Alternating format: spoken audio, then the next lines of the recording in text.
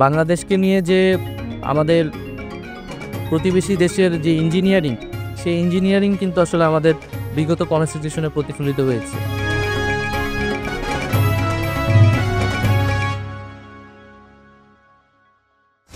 আমাদের মধ্যে এখন এক ধরনের টেনশন বা বিভাজন তৈরি হয়েছে। আসলে এই যে অভ্যুত্থান হইল, এই অভ্যুত্থানে আসলে স্টেক হোল্ডারগুলোর কার কতটুকু ভূমিকা ছিল, কোন কোন দলের কি ভূমিকা ছিল, এই এই একটা ন্যারেটিভ এখন বিভিন্ন জায়গা থেকে আসতেছে বা সবাই এটাকে ক্লেম করার চেষ্টা করছে।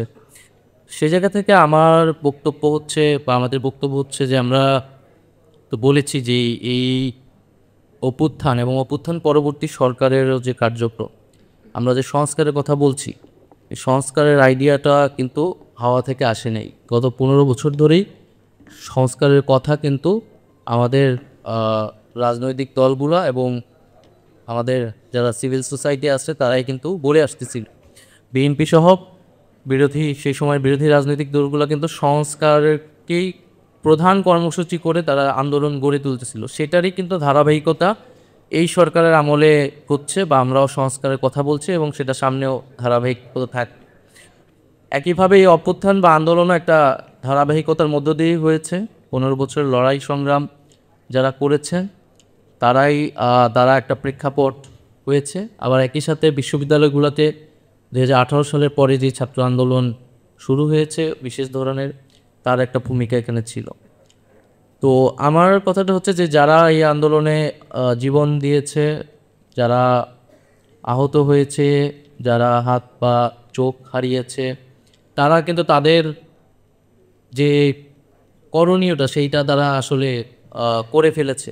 তাদের সেই আত্মত্যাগটা তারা করে ফেলেছে। এখন আমরা যারা জীবিত আছি, আমাদেরকে আসলে এই আন্দোলন বা অতীত দিয়ে নয়, বরং বর্তমান দিয়ে আসলে মূল্যায়ন করা হবে। আমরা যারা জীবিত আছি, আমরা এখন আসলে কি করতে পারছি এবং ভবিষ্যৎকে কোন দিকে নিয়ে যাব।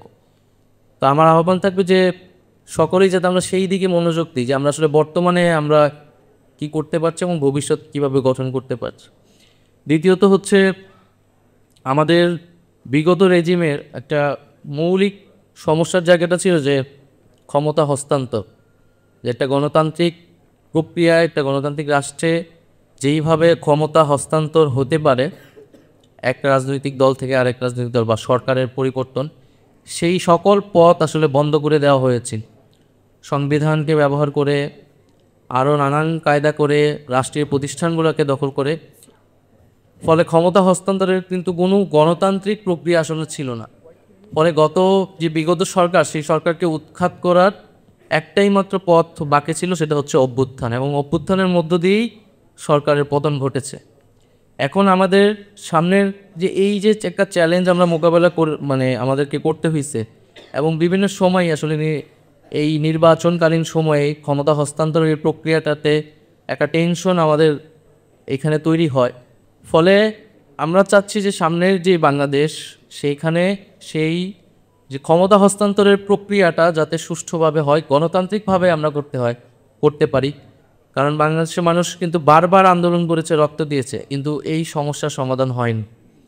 ফলে ক্ষমতা হস্তান্তরের প্রক্রিয়াটা কতটা গণতান্ত্রিক, কতটা শান্তিপূর্ণ, কতটা প্রাতিষ্ঠানিক করা যায়, সেইটা কিন্তু আমাদের এই যে ট্রানজিশনাল পিরিয়ড, সেই সময় আমি মনে করি আমাদের প্রধান একটা এজেন্ডা সংস্কার। নির্বাচন আমরা যে করব, নির্বাচনের আগে এই প্রশ্নের সুরাহাটা হওয়া প্রয়োজন যে এরপরে যে সরকার আসবে, সেই সরকারেরও ক্ষমতা হস্তান্তরের প্রক্রিয়াটা কি হবে, এবং সেটা যাতে কোনো সহিংস বা প্রতিহিংসার রাজনীতি যেটা আমরা বলি, সেই জিনিসগুলো যাতে বাংলাদেশ আর ফিরে না আসে।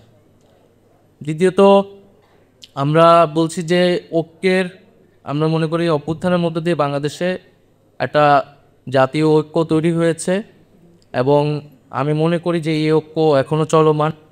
এবং আমরা আসলে এরকম একটা দেশই দেখতে সবসময় চেয়েছি যে বাংলাদেশ প্রশ্নে আমরা সব রাজনৈতিক দল বা সরকার আসলে একটা প্ল্যাটফর্মে আসতে পারবে, যেটা আমরা এর আগে দেখতে পাইনি। তো এইটার আসলে ধারাবাহিকতা প্রয়োজন, এবং আমাদের কিছু স্পেসিফিক বিষয়ে আসলে ঐক্যটা সবসময়ের জন্য ধরে রাখতে হবে। যেমন আমি একটা বললাম যে ক্ষমতা হস্তান্তরের প্রক্রিয়া। দ্বিতীয়ত হচ্ছে আমাদের যে সংবিধান, আমরা একটা নতুন সংবিধান বা সংবিধান পুনর্লিখনের কথা বলছি। কারণ আমরা মনে করি যেই একটা মুজিববাদী বন্দোবস্তের মধ্যে দিয়ে যে সংবিধান রচিত হয়েছিল সেখানে মানুষের বা আমাদের মুক্তিযুদ্ধের আকাঙ্ক্ষা প্রতিফলিত হয়নি। এবং বাংলাদেশকে নিয়ে যে আমাদের প্রতিবেশী দেশের যে ইঞ্জিনিয়ারিং, সেই ইঞ্জিনিয়ারিং কিন্তু আসলে আমাদের বিগত কনস্টিটিউশনে প্রতিফলিত হয়েছে। শুধু কনস্টিটিউশন নয়, আরও অনেক কিছুতে সেই ইঞ্জিনিয়ারিং প্রতিফলিত হয়েছে। ফলে আমরা যদি সেই ঐক্যের জায়গাটা রেখে নতুন কনস্টিটিউশনে যদি আমরা আমাদের মুক্তিযুদ্ধ এবং যে জুলাই গণ অভ্যুত্থানের যে আকাঙ্ক্ষা সেটার প্রতিফলন ঘটাতে না পারি, তাহলে আমাদের যেই ভবিষ্যৎ রাজনীতিক জার্নি বাংলাদেশে সেটা ব্যাহত হবে। তৃতীয়ত আমরা মনে করি যে আমাদের যে বৈদেশিক নীতি, আমাদের ফরেন পলিসি, সেই ফরেন পলিসিতে আমাদের আসলে ঐক্যমত প্রয়োজন। রাষ্ট্রের একটা একক ফরেন পলিসি থাকবে, সেখানে সরকার পরিবর্তন হবে, দল পরিবর্তন হবে, কিন্তু স্টেট ভিশনকে সামনে রেখে সেই ফরেন পলিসিতে যাতে সবাই ঐক্যমত করে। কিন্তু আমরা দেখি আমাদের বাংলাদেশের হিস্ট্রিতে আমরা দেখি এক এক দল আসলে তার বৈদেশিক নীতি এক এক রকম হয়ে যায়। এক দল আসলে সেটা ভারতমুখী সরকার হয়, আরেক দল আসলে সেটা ভারত বিরোধী বা অন্য দেশমুখী সরকার, এইভাবে পোর্ট্রে করে। তো আমরা চাই যে আমাদের যে ফরেন পলিসি সেইটাও আমাদেরকে নতুনভাবে চিন্তা করা উচিত ভবিষ্যৎ বাংলাদেশের জন্য। এবং তৃতীয়ত হচ্ছে আমাদের যে অর্থনীতি এবং ব্যবসা, সেক্ষেত্রেও আমাদের ঐক্যমত্যটা প্রয়োজন। আমাদের যে লুটেরা এক ধরনের ব্যবসায়িক শ্রেণী তৈরি হয়েছে যারা টাকা পাচার করেছে কেবল, তার বিপরীতে আমরা কিভাবে আমাদের দেশপ্রেমিক এবং সৎ ব্যবসায়ীদের আমরা সহযোগিতা করতে পারি, সেই বিষয়ে আমাদের ভাবা উচিত। কীভাবে আমরা একটা জাতীয় অর্থনীতি গড়ে তুলতে পারি। এবং এগুলোর পাশাপাশি আমাদের শিক্ষা, স্বাস্থ্য এবং দুর্নীতি বিষয়ক যেই নীতিগুলো, সেই নীতিগুলোতেও আমাদের এক ধরনের ঐক্যমত প্রয়োজন। আমি সাধারণভাবে এই বিষয়গুলোতেই ঐক্যমতের উপর জোর আরোপ করি, যে এটা আসলে সরকার বা সরকারের বাইরে রাজনৈতিক দল, সরকার পরিবর্তন হবে, কিন্তু এই বিষয়গুলোতে আমাদের সবসময় ঐক্যমত প্রয়োজন। আর যে প্রশ্নগুলো সাইদ আবদুল্লাহ করলেন, আমি মনে করি রেটিংয়ের বিষয়টা, সেটা নাম্বারিংয়ের বিষয়টা, সেটা জনগণই ভালো বলবে। যারা সরকারের বাইরে আছে তারা বললেই ভালো হয়। সরকারের অনেক সীমাবদ্ধতা আছে, সেই সীমাবদ্ধতাগুলো স্বীকার করেই আমরা চলার চেষ্টা করছি এবং সেটাকে কিভাবে আরও বৃদ্ধি করা যায় এবং সেই জায়গা থেকে সকলের সহযোগিতা আমরা সবসময় চেয়ে আসছি।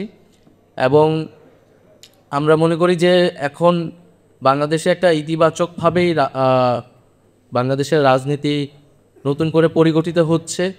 এখানে রাজনৈতিক দলগুলোর সাথে সরকারের একটা সৌহার্দ্য এবং ঐক্যমত আছে, পাশাপাশি তারা একই সাথে যেই ভুল এবং সীমাবদ্ধতাগুলো রয়েছে সেই জায়গায় তারা সমালোচনা করছে এবং সমালোচনাগুলো আমরা অ্যাড্রেস করার চেষ্টা করছি।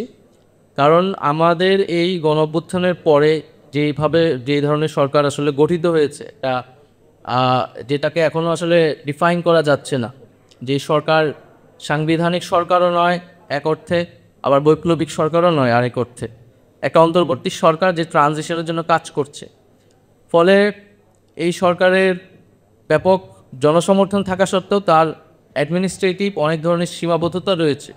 আমরা দেখছি যে এই খুব সাম্প্রতিক সময় আমাদের বক্তব্য শুনতে পাচ্ছি যে তারা এক ধরনের হুমকি দিচ্ছে। তো এইটার একটা সাহস তারা তো পেয়েছে বিগত সময়গুলোতে। আমরা দেখছি যে আমলাদেরকে কিভাবে শক্তিশালী করা হয়েছে, আমলাতন্ত্রকে, এবং আমলাতন্ত্র নির্ভরতাকে কাজে লাগিয়ে ফ্যাসিজম তৈরি করা হয়েছে। আন্দোলন খেলা কিংবা তাদের গোষ্ঠী স্বার্থে রক্ষার জন্য কিন্তু এত মানুষ জীবন দেয়নি। ফলে রাষ্ট্রের সংস্কার হলে আমরা মনে করি সকলেই ন্যায় বিচার পাবে। সেই সংস্কারে তাদেরও মত থাকবে, তাদের কথা শোনা হবে। কিন্তু একটা সংস্কারের মত আসলে তারা যেই রিয়াকশনটা দেখিয়েছে, এটা আমরা মনে করি শুধু এটা তো তাদের নৈতিকভাবেও ঠিক হয়নি এবং তারা বিধিগতভাবে অনেক লঙ্ঘন করেছে। এবং দ্বিতীয়ত হচ্ছে বিগত রেজিমের যারা আমলারা লুকিয়ে আছে নানাভাবে এখনও, তাদেরকেও আমরা চিহ্নিত করেছি এবং বিভিন্ন পত্রপত্রিকা এসেছে, তাদের বিরুদ্ধেও খুবই দ্রুতই পদক্ষেপ নেওয়া হোক। আমরা মনে করি যে যেই ঐক্য প্রক্রিয়ার ভিতর দিয়ে আমাদের অভ্যুত্থান সংঘটিত হয়েছে এবং যে সরকারও একটা ঐক্য প্রক্রিয়ার মধ্য দিয়েই পরিচালিত হচ্ছে। আমরা চাই যে এই কোটা থাকুক, এবং আমরা সংস্কারকে এই কারণে গুরুত্ব দিচ্ছি, এবং এই সংস্কারের ধারণাটা কিন্তু আমাদের যে গত 15 বছরের লড়াই সংগ্রামের ভিতর দিয়েই তৈরি হয়েছে। রাজনৈতিক দল সহ পুরো বাংলাদেশই সেটা অনুধাবন করেছে। ফলে আমাদের ক্ষমতা হস্তান্তর প্রক্রিয়া সহ আমাদের নতুন বাংলাদেশের কাঠামো, আমাদের গণতান্ত্রিক প্রতিষ্ঠানগুলোকে শক্তিশালী করা, বৈদেশিক নীতি এবং আমাদের অর্থনৈতিক নীতি সহ শিক্ষা স্বাস্থ্যগত সে বিষয়ে আমাদের একটা ঐক্যমতের ভিতর দিয়ে আমরা এই ট্রানজিশনাল পিরিয়ড শেষ করতে পারব। পাবলিক রিঅ্যাকশনে আপনার মতামত দিন। আপনার মতামতই পারে দেশ গঠনের নতুন পথ দেখাতে।